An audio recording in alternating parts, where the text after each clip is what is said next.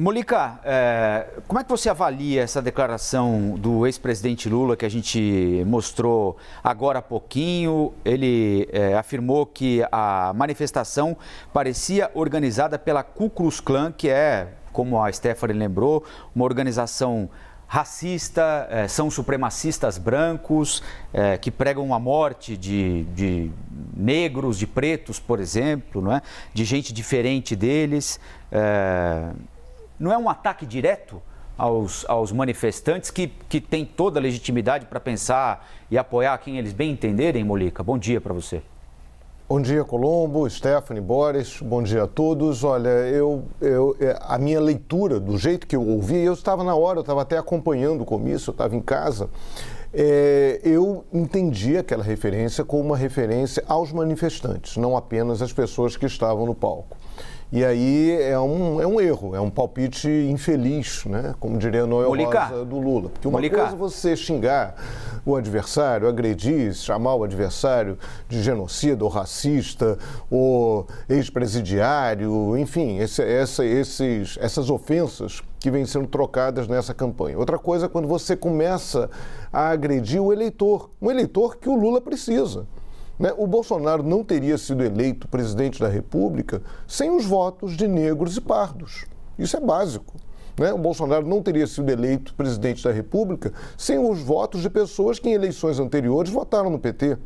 O Lula só será eleito presidente, se ele vier a ser eleito, ele só conseguirá ser eleito se pessoas que votaram no Bolsonaro em 2018 votarem nele agora. Então, assim, é uma escorregada feia, porque você não pode confundir, né? Você não pode... É uma acusação muito grave. Que havia... eu não estava lá no comício lá do Bolsonaro no 7 de setembro. Quando você vê as imagens, dá uma impressão que havia realmente uma maioria de pessoas brancas, enfim, mas isso não quer dizer que não havia negros lá. Eu não estava lá, mesmo se eu estivesse lá, não ia ter como percorrer aquelas milhares e milhares de pessoas, enfim, verificando se são brancas, se são pretas, se são pardas, enfim, isso depende da autodeclaração. E aí é curioso também, porque quando você olha, eu fui dar uma olhada agora na última pesquisa do IPEC, o Lula lidera entre os brancos.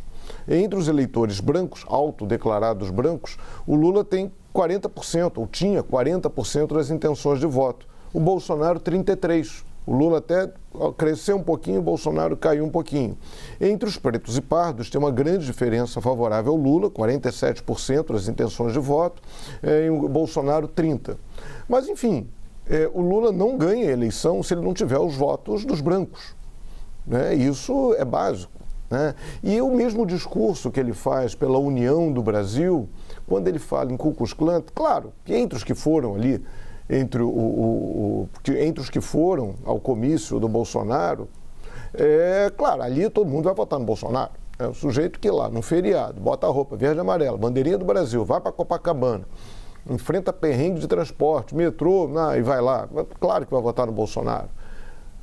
Não vai votar no Lula. Aquele bolsonarista não vai, mas o Lula tem que conquistar votos de bolsonaristas. Enfim, foi uma escorregadela, foi mais que uma escorregada. Tem que ver se ele pensou isso na hora, se não pensou, mas ele falou, vale o falado. Foi uma declaração desnecessária.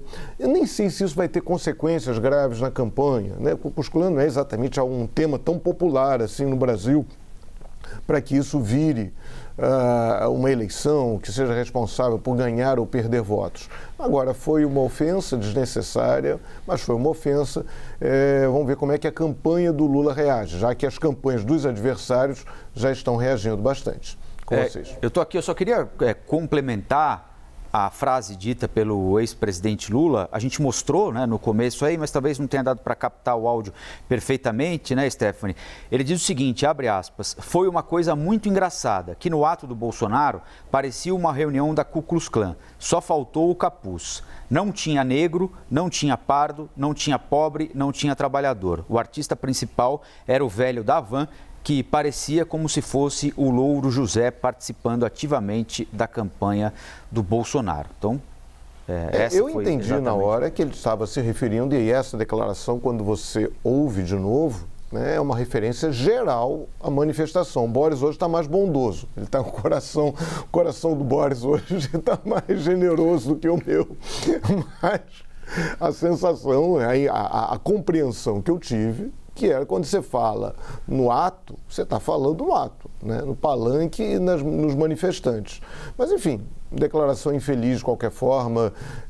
Você pode até achar que o governo Bolsonaro não tem simpatias evidentes com movimentos negros, né?